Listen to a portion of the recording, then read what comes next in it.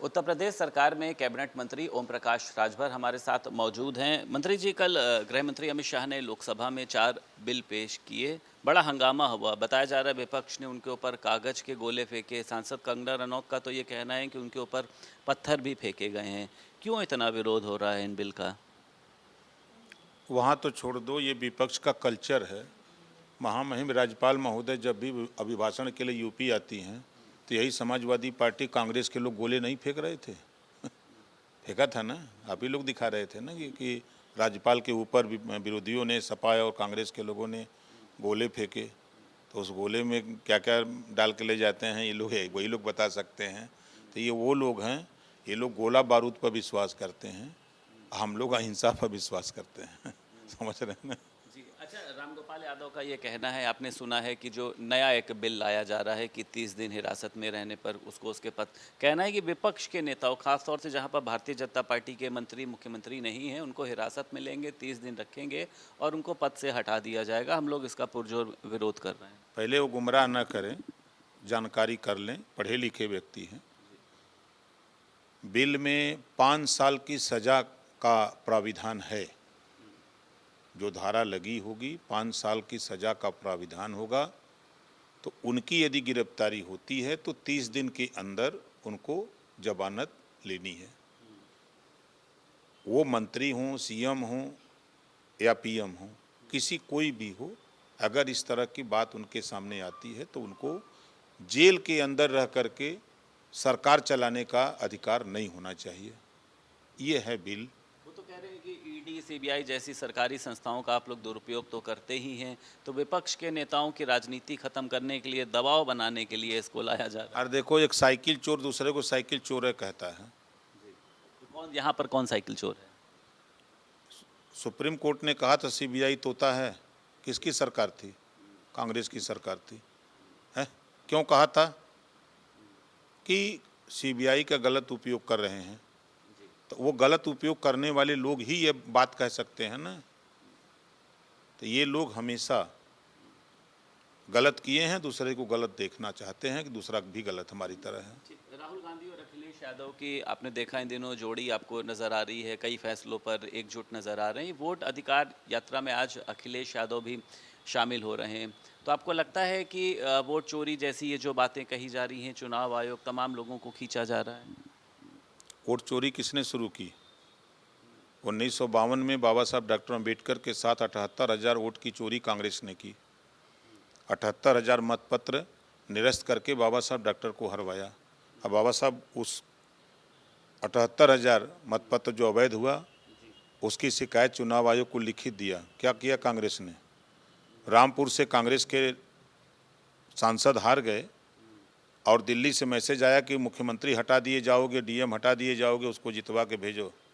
तब बत्ती बुता के और उलाट पुलाट के दिए, उसको हरवा दिए, बेचारे को हारे हुए के जितवा दिए। ले चलते हैं बनारस।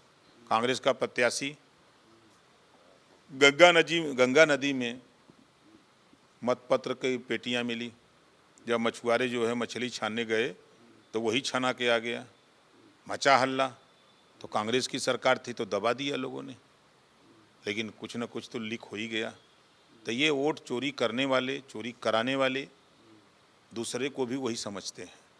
हम कहते हैं, राहुल जी और अखिलेश जी, दोनों लोगों को मैं कहता हूँ कि जब आप लोग सत्ता में थे 60 साल, तो आपने पिछड़ों के लिए क्या किया?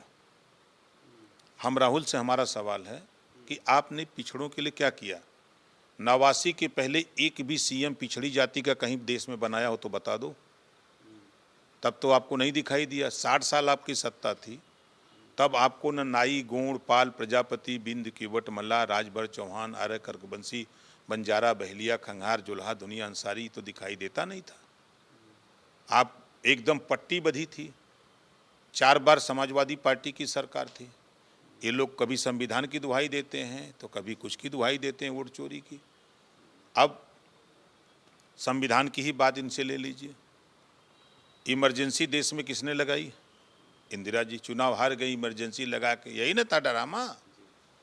संविधान को ताक पर रख दिया, लाखों नेताओं को जेल में कर दिया, पत्रकारों की आज़ादी छीन लिया, वही कांग्रेस। 2 जून गेस्ट हाउस कांड मायावती जी के साथ जो समाजवादी पार्टी ने किया, यही संविधान मानने वाले लोग हैं। प्रमोशन में आरक्षण खत्म किया, समाजवादी पार्टी ने, यही संविधान मानने वाले लोग हैं। दलितों के हितैषी बनने वाले लोग हैं। और आज ये दोनों लोग दगे हुए कारतूस हैं। समझ रहे हैं ना, ये दोनों लोग दगे हुए कारतूस हैं। जनता नकार दिया है। जनता ने इनके कार्यकाल से 2012 से 2017 तक के सीएम थे, अगर इनके अच्छाई रही होती तो फिर रिपीट नहीं कर गए होते 17 में। योगी जी लाख बुरे हैं, लेकिन जनता ने उनको वापस कर दिया, रिपीट कर दिया ना। आज तीसरी बार भी आप कह रहे हैं योगी जी लाख बुरे हैं, ये वायरल नहीं हो जाएगा? कहेंगे ओम प्रकाश राजभर कह रहे हैं योगी जी बुरे हैं। मैं क्या कह रहा हूँ, उनकी निगाह में, सपा और कांग्रेस की निगाह में बुरे हैं, रिपीट कर गए ना दोबारा। ये नेता लोग नोएडा गाजियाबाद नहीं जाते हैं कि हार जाएंगे। योगी जी ने उनके अंधविश्वास वही तोड़ करके अब गए और दोबारा रिपीट करके आ गए, दिखाए ना। तो ये सपा और कांग्रेस के लोग उंगली उठाते हैं, योगी जी बुरे हैं, मोदी जी बुरे हैं, राजभर जी बुरे हैं, सबको बुरे बताते हैं, यही लोग अच्छे हैं। ठीक है मंत्री जी, तमाम तरीके के सवाल आपके ऊपर उठ रहे हैं। विपक्ष खास तौर से कह रहा है कि जब आप मंत्री नहीं थे तो आप 69,000 जो आरक्षण वर्ग के आरक्षित अभ्यर्थियों की बहुत आप आवाज़ उठाते थे। अब उन्होंने संदीप सिंह के घर पर धरना दिया, केशव प्रसाद मौर्य के घर पर धरना दिया, आज अनुप्रिया पटेल के घर पर धरना दे रहे हैं। इनकी आवाज़ उठ नहीं रही है, कोर्ट में सुनवाई नहीं हो रही है। न्यायालय स्वतंत्र है, न्यायालय में हम लोग क्या कर सकते हैं? जो ये बात कह रहे हैं ये खाली सिर्फ विरोध की बात कर रहे हैं। और जब मामला न्यायालय में चला गया तो न्यायालय में वकील लड़ेगा कि नेता जाके लड़ेगा? यार हम लोग जाके लड़ेंगे न्यायालय में? वकील अपना वहाँ अच्छे वकील कर लें, बहस करें, वकील वहाँ अपना पक्ष रखें, तो निर्णय तो अदालत को देना है ना। पूजा पाल को लेकर आपने देखा समाजवादी पार्टी में दौर शुरू हुआ, आपको लगता है कि इससे समाजवादी पार्टी पीछे जाएगी, बैक पर जाएगी, जो पिछड़े दलितों की, महिलाओं की बात करती थी? ये देखिए, समाजवादी पार्टी हमेशा महिला विरोधी है, अति पिछड़ा विरोधी है।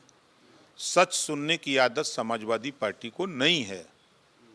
पूजा पाल जी ने सदन में कौन सी बुरी बात कही? उन्होंने तो यही कहा कि मेरे पति के हत्यारे को पति के हत्यारे को सजा दिलाने का काम अगर कोई किया तो योगी आदित्यनाथ जी ने। ये कौन सी बुरी बात है? उन्होंने तो सही बात कहा। अब सच सुनने की आदत समाजवादी पार्टी को नहीं है ना। अच्छा, ये इलाहाबाद हाईकोर्ट से जो अब्बास अंसारी को राहत मिली है, तो माना जाए कि अब मऊ विधानसभा में उपचुनाव नहीं होगा, क्योंकि अगर चुनाव होता तो ये कहा जा रहा था कि भाजपा अपना प्रत्याशी दे सकती है, हालांकि आप कह रहे थे कि नहीं, हमारा ही प्रत्याशी। तो ये एक राहत की खबर है ओम प्रकाश राजभर जी। हम तो पहले दिन ही कहे कि अभी निचली अदालत से फैसला आया है और अभी तमाम अदालतें हैं, उसमें अपील होगी और राहत मिलेगी। यदि राहत नहीं मिलती, चुनाव होगा तो भारतीय समाज पार्टी का प्रत्याशी होगा। तो आप जीत मानते हैं?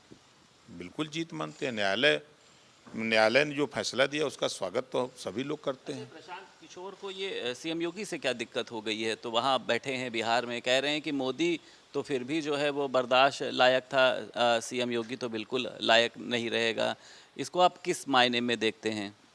हमने वहाँ जाके एक बयान दिया है बिहार में कि जिस दिन सरकार बनेगी और भारतीय समाज पार्टी गठबंधन में शामिल होगी तो सरकार में ये कहेगी कि योगी मॉडल बिहार में लागू करो।